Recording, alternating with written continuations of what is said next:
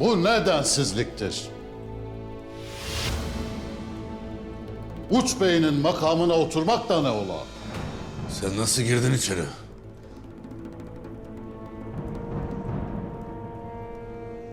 Kale, tepeden tırnağa zaaf içinde. Böylesine mühim bir kale böyle mi muhafaza edilir? Ertuğrul bu kaleyi size nasıl emanet etmiş? Sen kim olursun da bu makama oturursun? Onun hesabını ver. Haddini bil. Sana hesap mı vereceğim?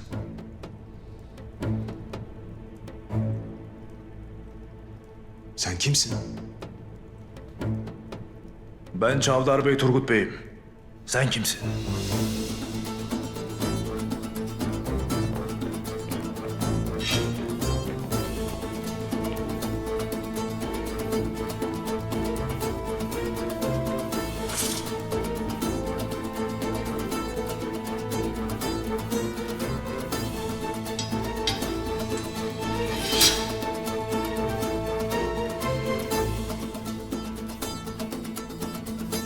Ben buraya Emir Saadettin ve Atabey Altınoba'nın emri, Sultanımız Gıyasettin Keyhüsrev'in fermanıyla Ahlat Kalesi'nden geldim.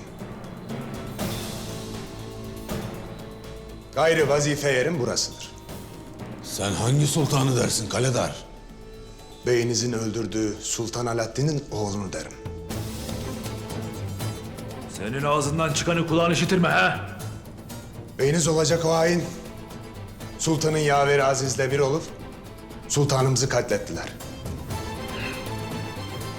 İmdi zindanda ölümü bekler.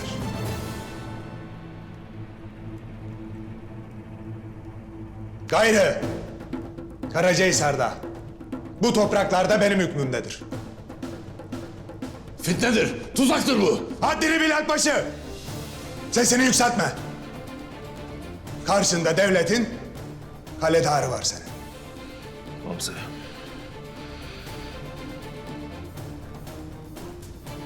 Ertuğrul Bey'iniz sultanımızın yanına sinsice sokulup onu zehirleyerek öldürdü.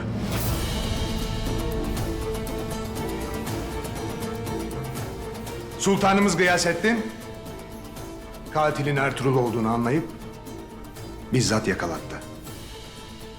Yakında hükmünü verir. Etlerini parça parça edecek. Ne senin ne de seni buraya gönderenlerin buyruğunu dinleriz. Siz devletin buyruğuna karşı mı gelirsiniz? Siz devlet obanız mı sanırsınız? Sizin hükmünüz verildi. Ne dersin sen be? Sultanı öldüren Ertuğrul'la işbirliği yapmaktan suçlusunuz.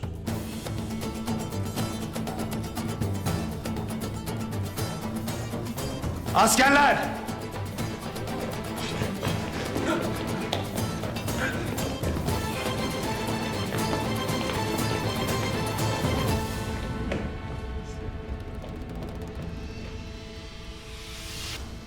Yakalayın.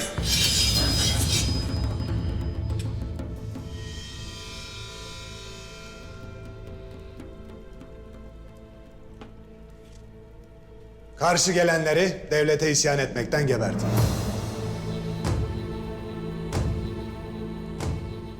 Hem devletin buyruğuna karşı gelip hem de askerini mi öldüreceksiniz?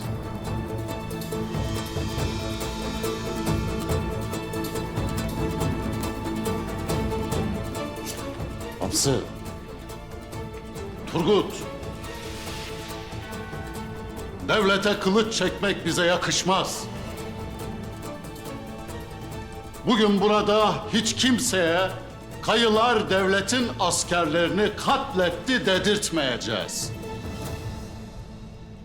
Bu bizi haklıyken haksız vaziyete düşürür.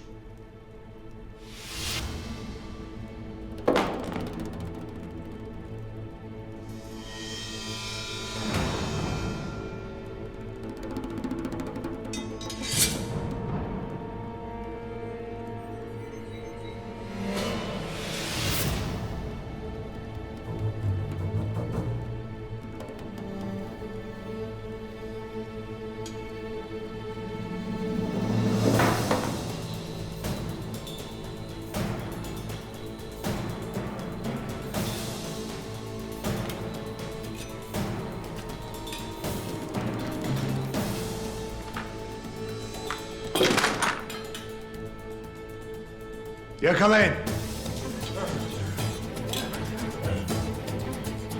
Şimdilik güç sizdedir. Lakin bu yanınıza kalmaz. Yalnız biz değil. Bütün obaların beyleri bunun hesabını soracaktır. Merak etmeyin. Türk obalarının beylerini de çağıracağım.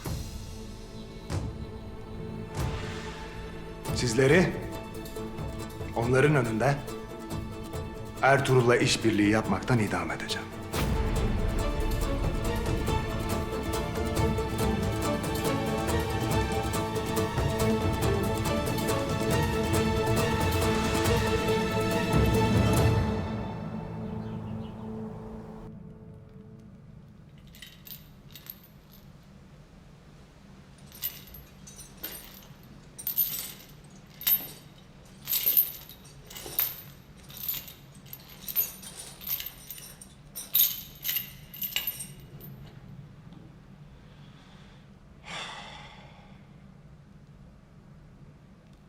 Hiçbir şey zoruma gitmez de beyim.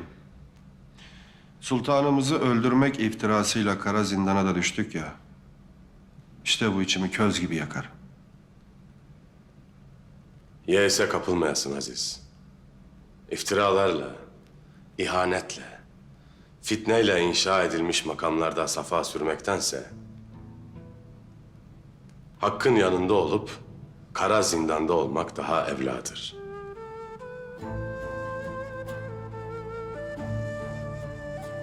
Rabbim buyurur ki, gevşeklik göstermeyin, üzüntüye kapılmayın. Eğer inanmışsanız, üstün gelecek olan sizsiniz. Madem hakkı müdafaa etmenin sonucu kara zindan oldu, kader böyle tecelli etti, o vakit Yusuf Aleyhisselam gibi biz de tefekkürle bu kara zindanı aydınlatacağız. İnanırım ki Yusuf'unu zindandan çıkarıp Mısır'a sultan eden Rabbim bize de bir çıkış kapısı ihsan edecektir. İnşallah beyim. İnşallah.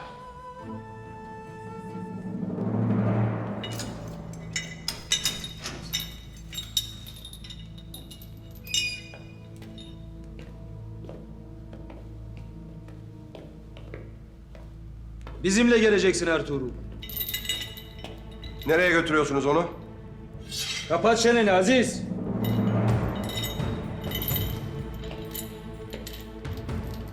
Ertuğrul Bey'i tek başına hiçbir yere göndermem. Sakin olasın Aziz. Gittiğimiz gibi geri döneriz evvelallah.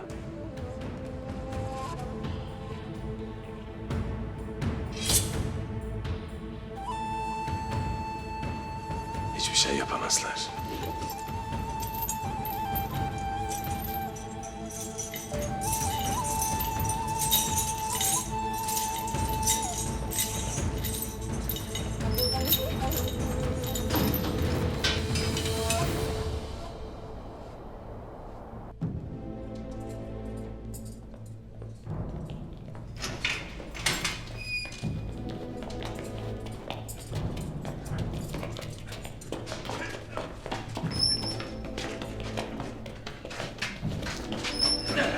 Hata edersiniz hata.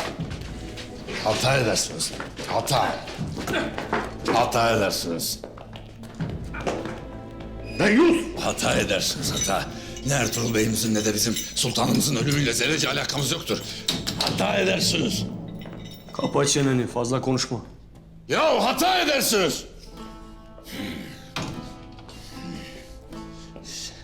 Saraydaki şeytanlar hem beyimizin hem bizim idam fermanımızı hazır etmişler.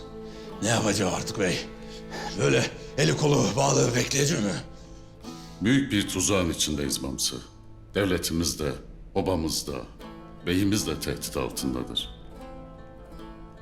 Bu mesele öyle yiğitlikle, kılıçla çözülecek bir mesele gibi değildir. Kaledar Günalp. Emir Saadettin'le Altunaban'ın emri üzerine buraya geldiğini söyledi. fermanı da yeni sultan verdiyse... Emir Saadettin gönlündeki sultanı tahta oturtmuştur Turgut. O vakit devlet bitmiştir. Devletimiz bitmiştir Artuk Bey. Kuzgunlar da başa gelmiştir. Bu Altın Oba denen adam kimdir Artuk Bey? Sultan Gıyasettin'in atabeyiydi. Korkarım ki Emir Saadettin'le ittifak kurup beyimize kurulan tuzağa ortak olmuş.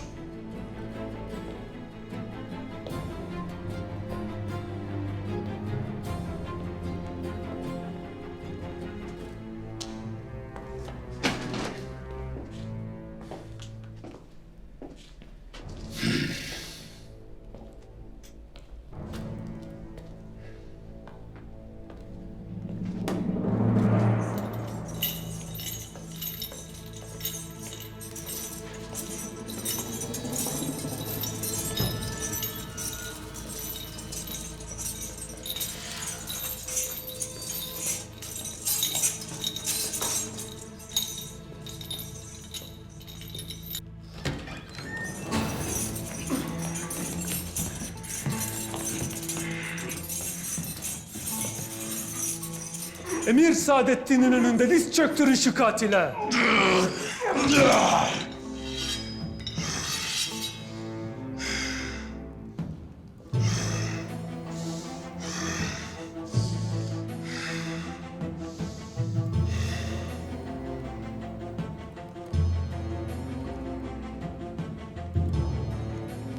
Makamının başına geçmenin bedeli sultanın canıyla mı ödendi?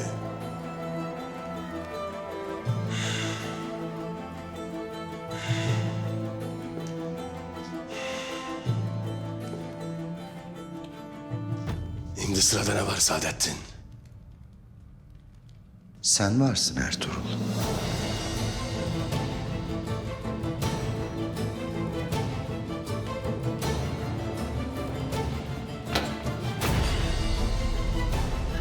Sen varsın.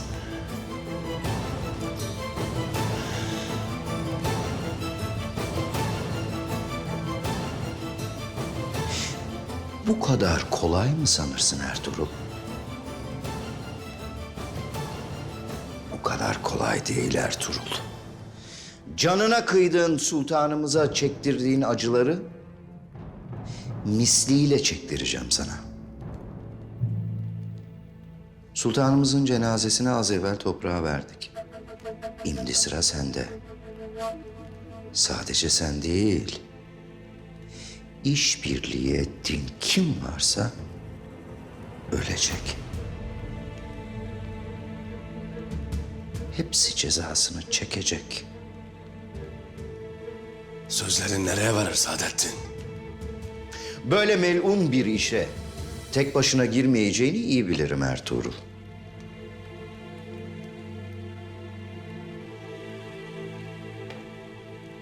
Artuk Bey, Bamsal, Turgut Bey. Onlar da senin gibi ettiklerinin cezasını bulacaklar.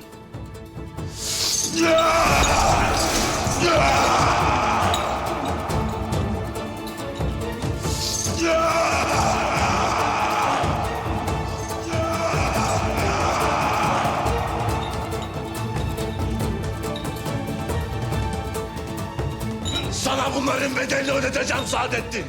Sana bedelini ödeteceğim.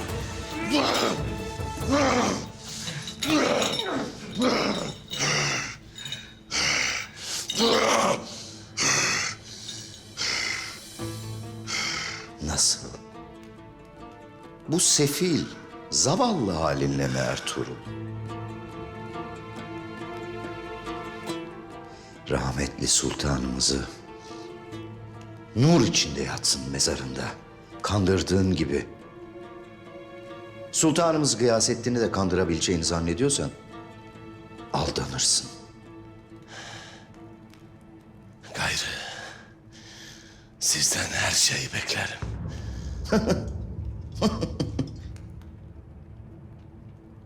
Âlâ. Haddini bellemişsin demek. Ya bana ettiklerin? Ha?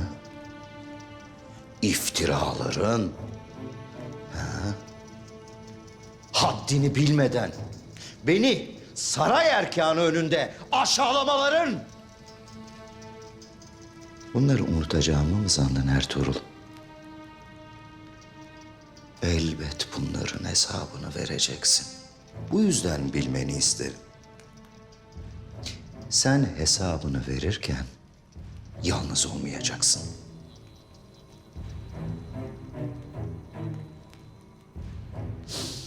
Sultanımızın fermanıyla Uç Beyliğin elinden alındı. Fethettiğin Karacahisar Kalesi'nin başına Kaleder Günalp Bey atandı.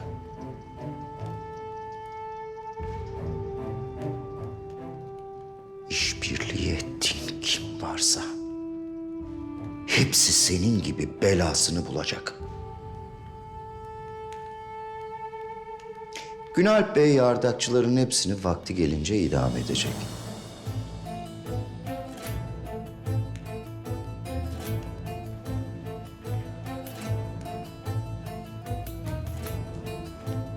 Lakin sen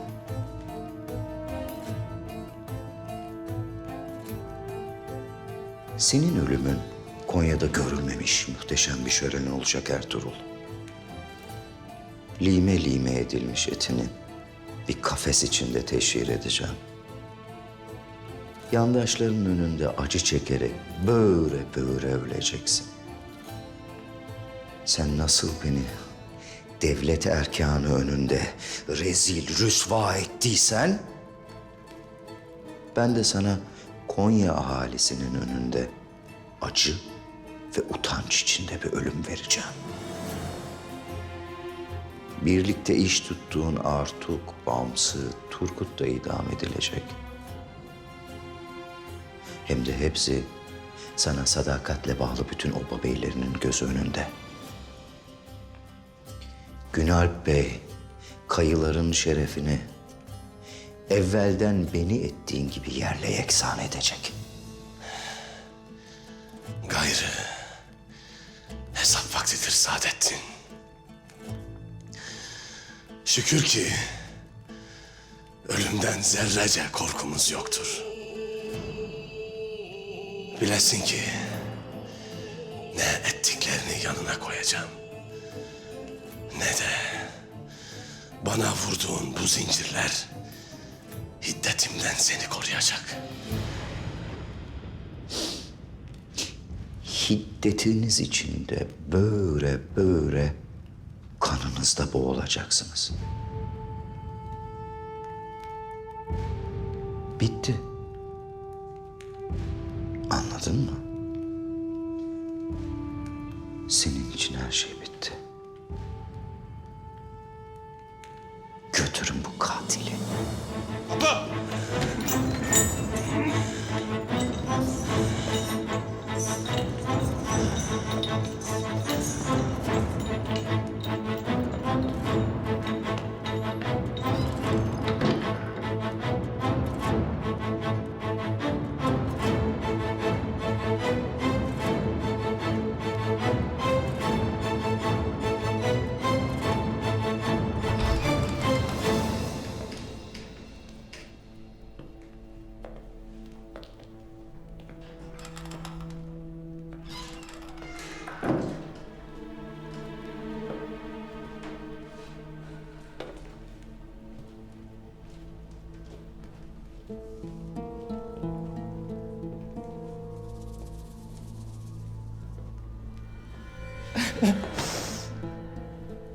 Alaaddin'im, sultanım, evladımın babası. O benim her şeyimdi. Onunla birlikte beni de bu saraya diri diri gömdüler.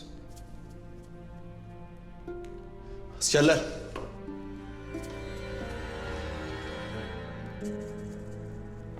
Ana, etme. Acımız karşısında bize vakur olmak düşer. Nasıl? Nasıl bu acıyla vakur olunur sultanım? Aslan gibi babanı gencecik yaşında toprağa verdik. Tırnaklarımla kazıdığım toprağın kokusu ömrümce elimden geçmeyecek. Kara toprağı kefene sarılmış bedenine döktüm. Bu ellerle, bu kahrolası, bu kopası, bu uğursuz ellerle döktüm. Nasıl benden vakur olmamı beklersin? Babama bunu edenler belalarını bulacaklar ana. Sultanım. Söyle bana. Onlar hala buradayken, bizim sarayımızdayken, hala nefes alırlarken benim boğulduğumu görmez misin? Ertuğrul her nefes alışında bir daha diri diri bu saraya gömüldüğümü bilmez misin? Ölmek Ertuğrul için kurtuluş olur ana. Ona bu cihanda da, öte cihanda da kurtuluş yok. Ertuğrul'un cesedini parça parça etmekte niye naz edersin sultanım? Ertuğrul'un çürümüş etini Konya sokaklarında niye gezdirmezsin? Niye çürümüş etini kurda kuşa yem etmezsin? Niye? Niye? Ana! Yapma. Yapma.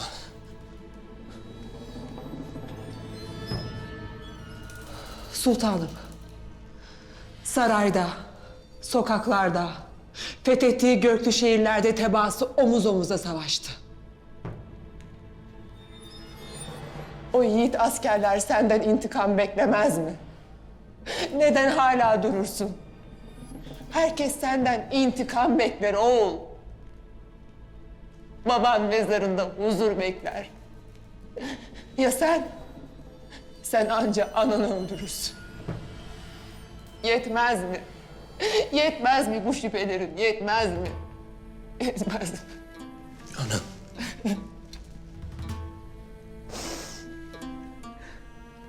Ertuğrul babamı öldürürken yalnız değildi. Sen benim öfkem yok mu sanırsın? Benim öfkem ummana sığmaz görmez misin? Ben daha babamın bastığı toprağı öpmeye doyamazken onu o toprağın altına koyanlardan bunun hesabını sormaz mıyım sanırsın? O iti hemen gebertmezsem hepimizi zan altına koyacaksın. Sultanımız Kılıç Arslan'ı veliaht yaptı diye cinayeti bizim işlediğimizi düşünecekler. Bize bu utancı yaşatma sultanım. Yaşatma. Ne olur yaşatma. O kahpeliğin ardında Melike Adile ile oğlu Kılıç Arslan var. Ana! Sen ne dediğini bilir misin? Kılıç Arslan babamın veliahtıydı. O sultan olacaktı. Lakin ben sultan oldum. Devlet erkanı, emirler beni sultan yaptı. Şimdi de bana, neden onlar böyle bir şey yapsınlar? Sana Ertuğrul'un ardında kim var öğreneceğim dedim. Ama kardeşimle anası değil. Onlar katil değil. Bunu böyle belli etsin. Benim intikamımdan bırak hainler korksun ana. Biz değil. Sen de artık kendini topla. Vakti geldiğinde Ertuğrul'un hükmünü vereceğim. Bana yakışan da budur.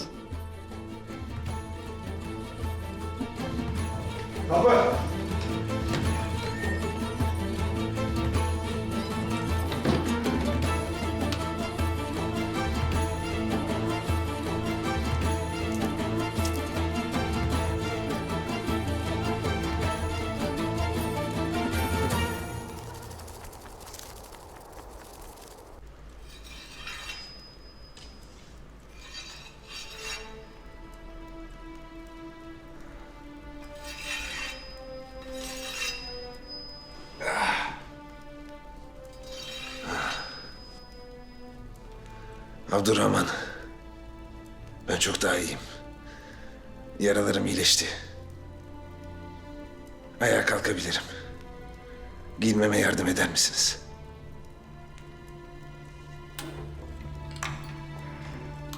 Bismillahirrahmanirrahim. Sağ olasın.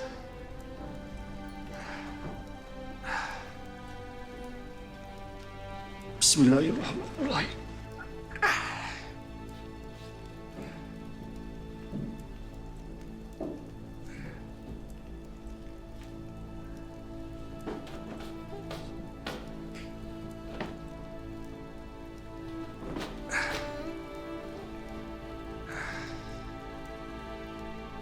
Sağ olasın. Bismillah.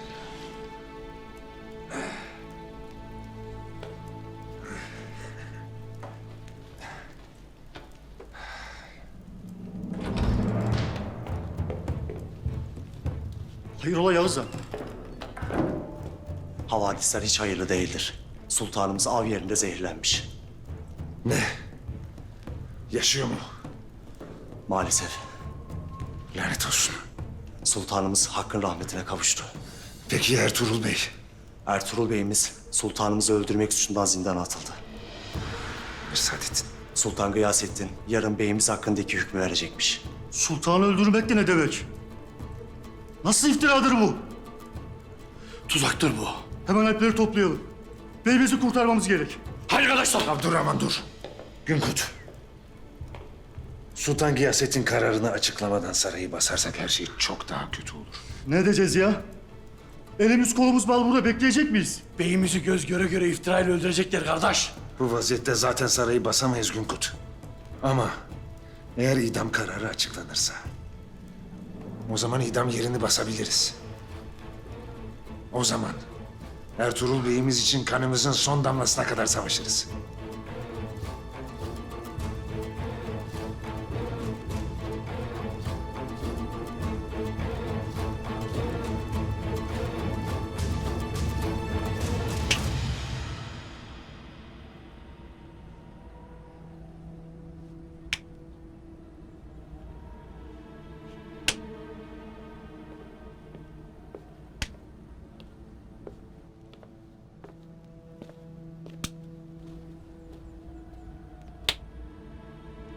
Mahperi Hatun.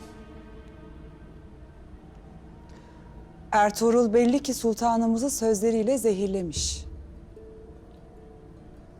Şüphesi gözlerinden kanlı bir irin gibi akar. Dili bana şüphelerini kusmak ister. Lakin sevgisi kalkan olur. Er geç dönüp dolaşıp benimle hesaplaşacak. İmdilik öfkesini içinde soğutur. Sonra babasının katillerinin peşine düşecektir. Ya sultanımızın ölümünde dahlimiz olduğunu öğrenirse?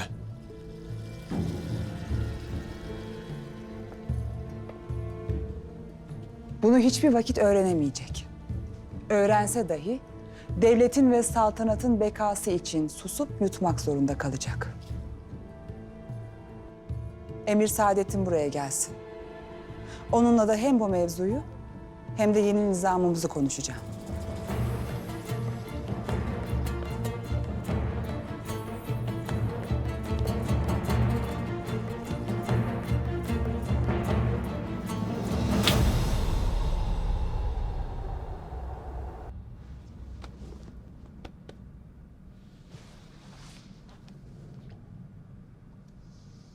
Sağ salim dönüşsünüz oğul. Dualarınızı eksik etmeyiniz hanım. Destur var mıdır Haymana? Gel. Hayrola evladım. Ertuğrul Bey'imi sultanımızı öldürmek suçundan sarayda zindana atmışlar. Ne dedin? Ne dedin? Sen ne dediğini bilir misin Alp? Kim yapar bunu? Yeni sultanımız Gıyasettin Keyhüsrev.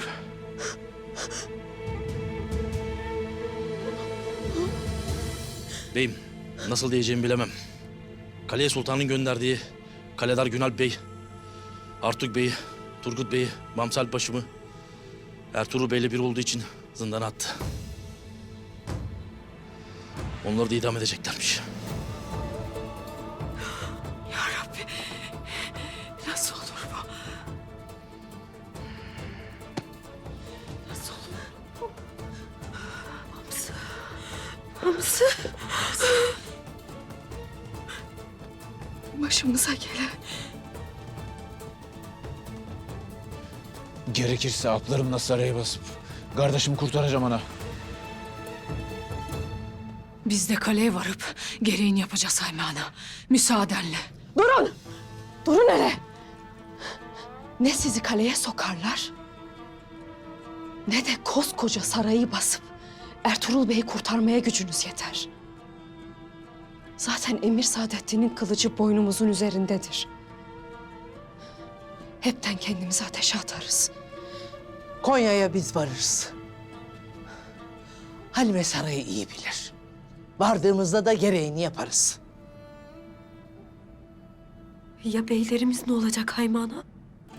Sungur Bey'imiz gereğini yapacaktır. Gayrı beylerinizin canı da obamız da ona emanettir. Hadi kızım, hazırlanıp yola revan olalım.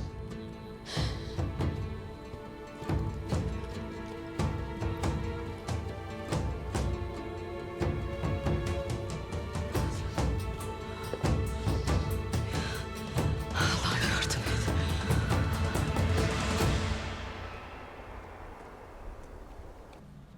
Alçak, şerefsiz.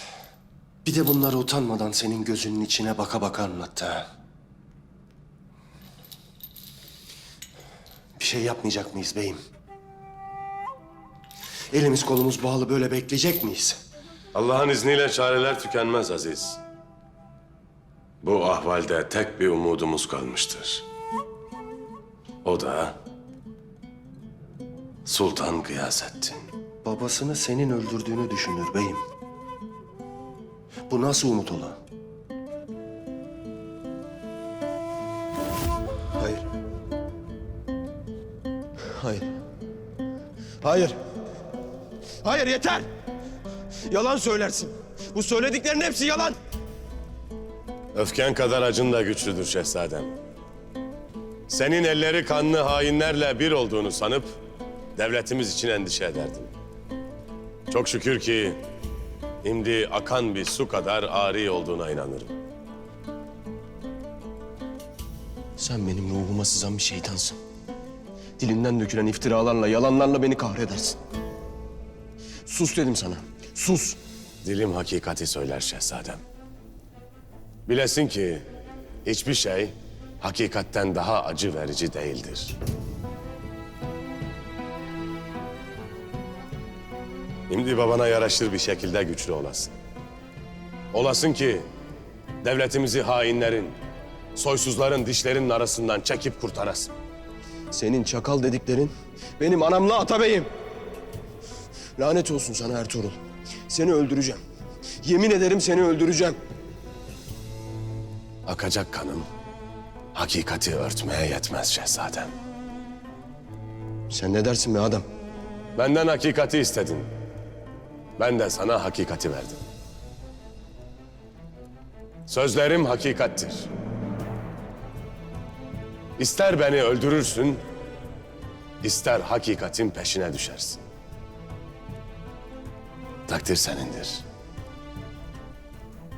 Lakin bir vakitler sultanımızın düştüğü gibi gaflete düşersen bedelini devletimiz ödeyecek.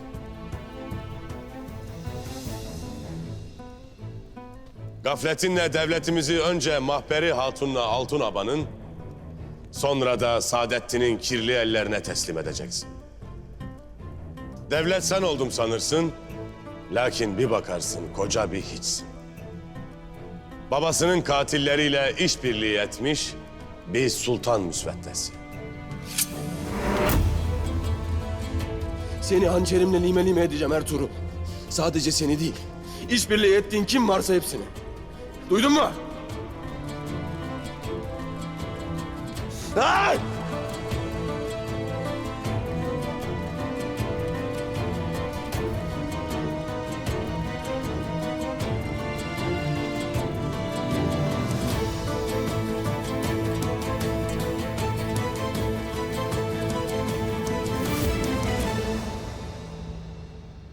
Şehzade Gıyasettin'in bu kadar ağır bir yükü kaldıracağına inanır mısın?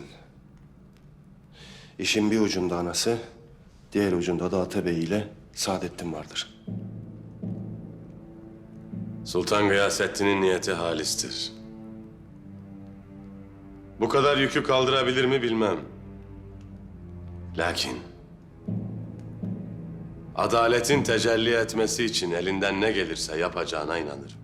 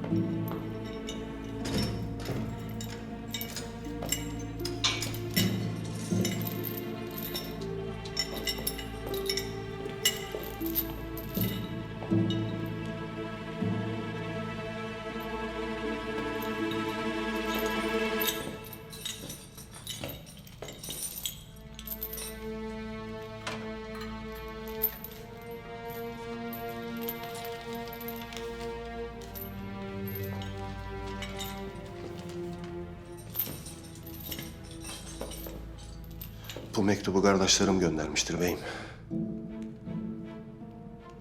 İstediğin malumat da bunun içindedir.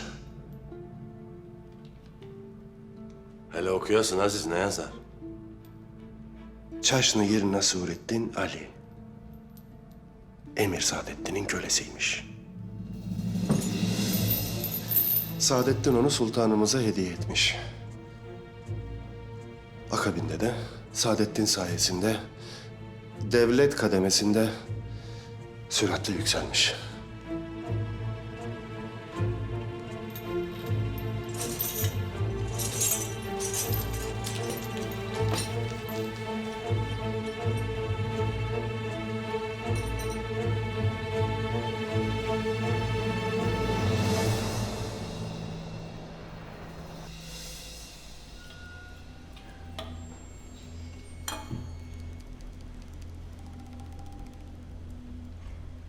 Obaların düzenini beğenmedim. Obalar Ertuğrul'un düzenine göre değil, benim düzenime göre tekrar yerleşecek. Çarşıda da kalede de bir tane alp kalmasın. Hepsini çıkardık. Her yer bizim hakimiyetimizde. Hala. Yarın idama mani olmak için ellerinden geleni yapacaklar. Elinizden gelen her tedbiri alın. İdam yerinde de ahali kılığında adamlarımız olsun. Emredersiniz. Civardaki oba beyleri kaleye geldiklerinde Ertuğrul'la iş tutan o hainlerin idamına tanık olacaklar. İpe çekilen yalnızca Ertuğrul'un üç adamı değil, bütün itibarı olacak. Sultanımız onun canını, ben de itibarını elinden alacağım. Zira bunu yapmazsak civardaki göçer obaların isyanıyla uğraşırız.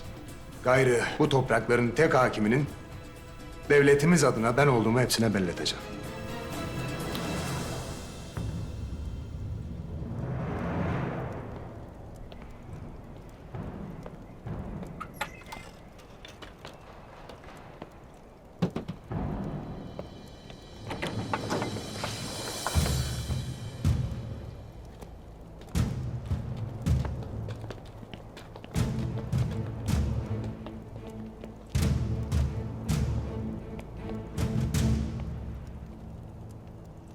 Kimsin sen? Ne istersin? Git Günalp Bey'ine haber et. Süleyman Şahoğlu Sungurtekin seni görmeye gelmişti. Süleyman Şahoğlu demek. Günalp Bey meşguldür. Obanıza dönün. Çıkarın dışarı. Kimseyi almayın.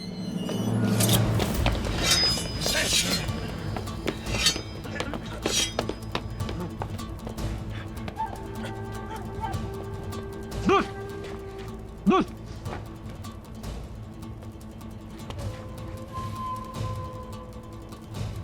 Günalp Bey deyin ki Süleyman Şahoğlu Sungurtekin geldi. Ya benimle adam gibi görüşür ya da bunun gırtlağını keser. Vuruşa vuruşa kapıları kırar girerim.